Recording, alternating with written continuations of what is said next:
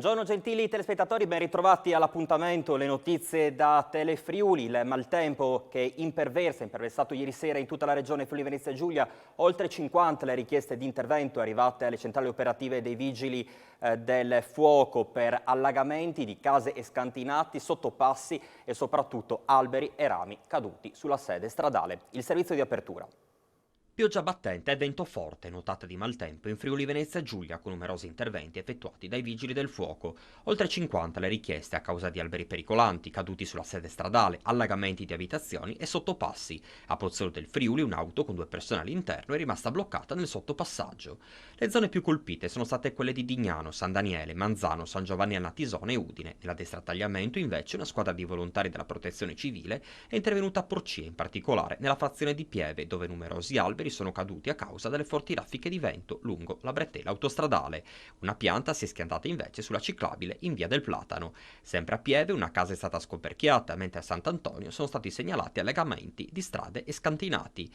Disagi anche a Spilimbergo, Valvasone Arzene e Casalsa della Delizia. 20 gli interventi eseguiti dal personale del comando dei Vigili del Fuoco di Gorizia e 25 quello del comando di Udine, una decina quelli di Pordenone. L'allerta meteo non è conclusa, tra il pomeriggio e la serata di oggi infatti sono previste nuove forti perturbazioni. Allerta, come si diceva, che non è terminata, allora vediamo in dettaglio le precipitazioni nell'analisi dell'Osmer che avverte negli ultimi 6 mesi c'è stato il 50% di pioggia rispetto alla media solita. Il servizio.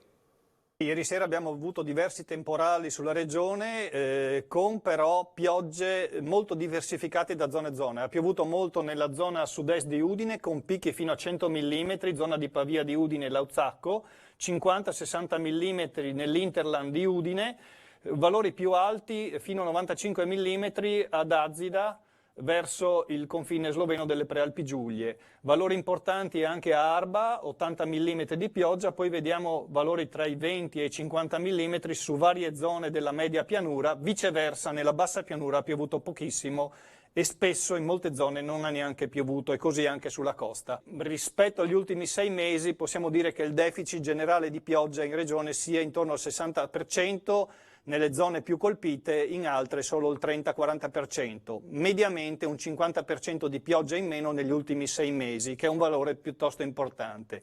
Le prospettive per la prossima settimana sono di avere una settimana decisamente calda, molto calda, con valori medi di temperatura massima in pianura intorno ai 35-36 gradi, minime intorno ai 20. La pioggia è arrivata ma non basta, la siccità fa paura e così il presidente della regione Friuli Venezia Giulia, Massimiliano Fedriga, ha firmato un'ordinanza per contrastare l'impatto della siccità proprio in Friuli Venezia Giulia. Partirà anche una campagna di sensibilizzazione particolare in questo servizio.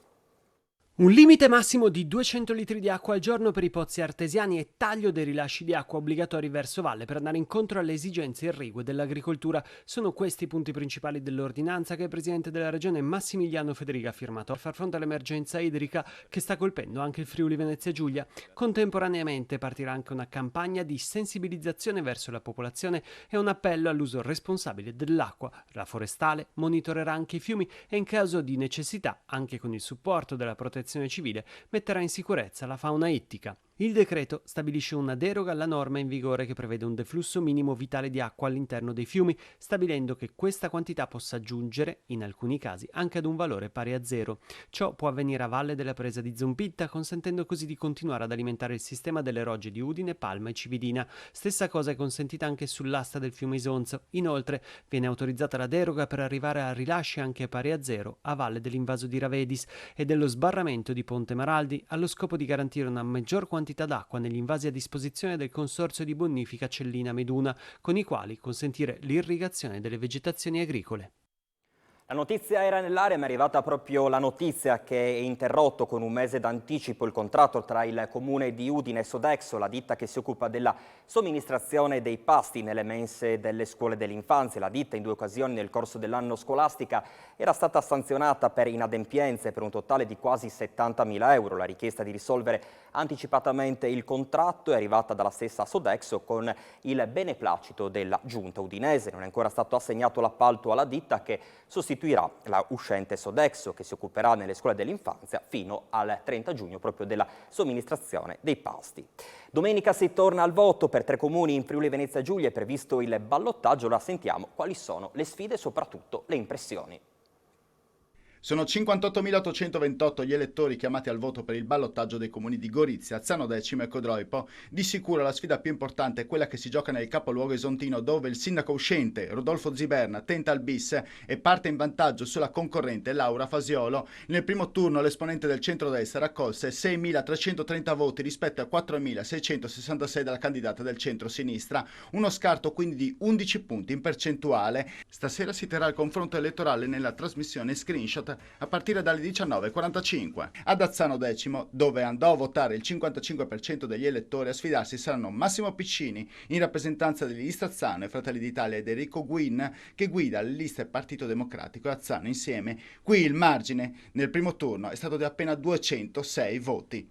Infine Codroipo, dove l'astensionismo nella prima tornata si è fatto ancora più sentire con appena metà degli elettori che si è presentata alle urne. La lotta sarà tra Guido Nardini, che nel primo turno mancò di pochissimo la maggioranza dei voti con il 49,32%, e l'esponente del centrodestra Gianluca Mauro, che cercherà la disperata rimonta. In tutti e 3 i comuni non c'è stato alcun parentamento di liste, seggi aperti dalle 7 del mattino alle 23.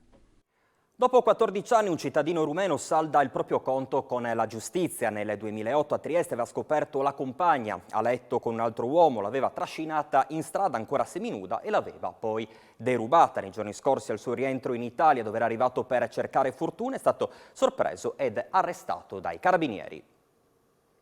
Scopre la compagna a letto con un altro uomo, la trascina per i cappelli in strada, seminuda, e la deruba. Dopo 14 anni un muratore all'epoca dei fatti trentenne è stato arrestato. La vicenda è accaduta a Trieste. Nell'estate del 2008 un cittadino rumeno si era visto costretto a tornare anzitempo a casa a causa di un improvviso temporale.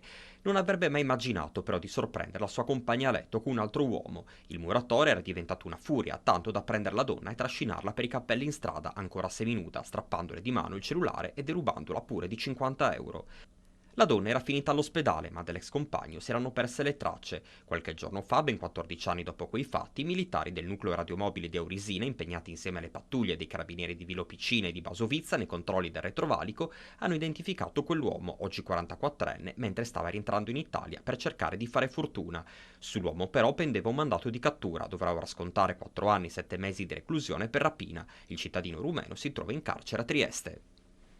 Chiedevano in maniera, diciamo così, insistente e maleducata l'elemosina ai passanti. Sono 7 i DASPO urbani, ovvero l'ordine di allontanamento dal centro cittadino, notificati a Pordenone dalla polizia locale proprio di Pordenone e di Cordenonsa, da altrettante persone di nazionalità rumena, sorprese ad importunare i passanti, soprattutto anziani. Spesso seguivano gli stessi anziani per fare assillanti richieste, mostrando loro fotografie di persone mutilate o con evidenti ferite, facendo credere che fossero parenti bisognosi di cure mediche.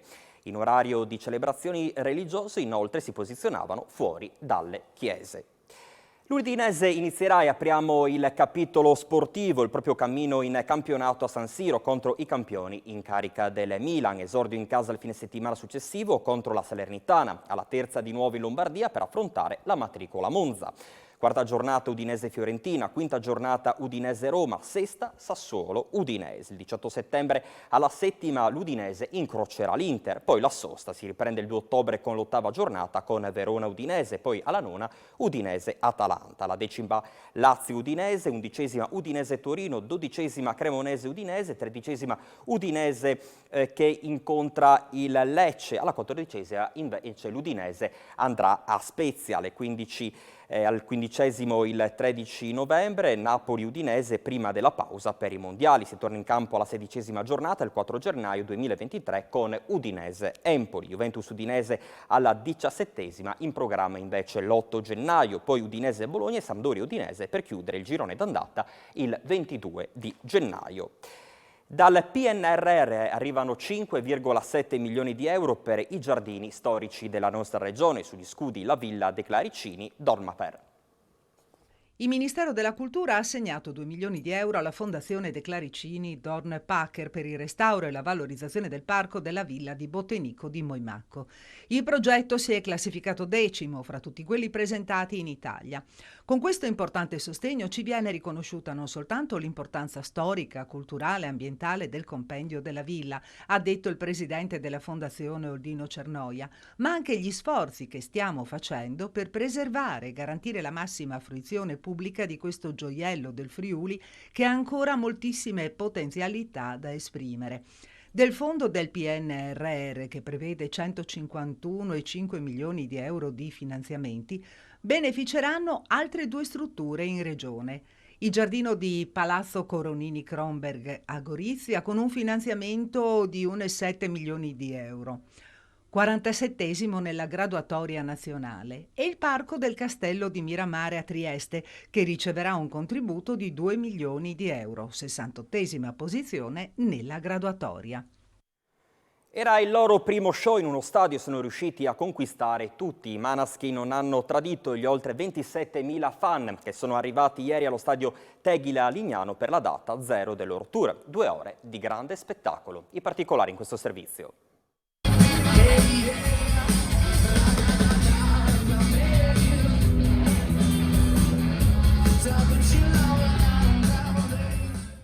Era il loro primo show in uno stadio e sono riusciti a conquistare tutti, dai nonni ai bambini. I Måneskin non hanno tradito gli oltre 27.000 fan arrivati ieri al Teghile a Lignano per la data 0 del loro tour. La band romana, attorno alle 21:30, ha aperto la serata con Zitti e Buoni, la canzone vincitrice di Sanremo e dell'Eurovision. Poi tutti i successi, uno dietro l'altro, scatenando il pubblico per 2 ore di grande spettacolo.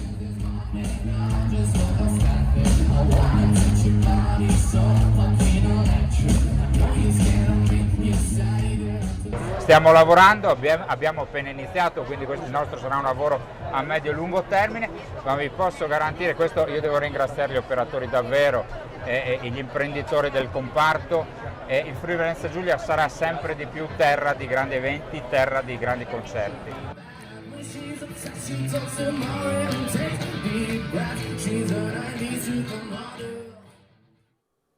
Era questa l'ultima notizia, vi lascio con a voi la linea con Alexis e Sabot e successivamente i prossimi appuntamenti con l'informazione. Grazie per l'attenzione.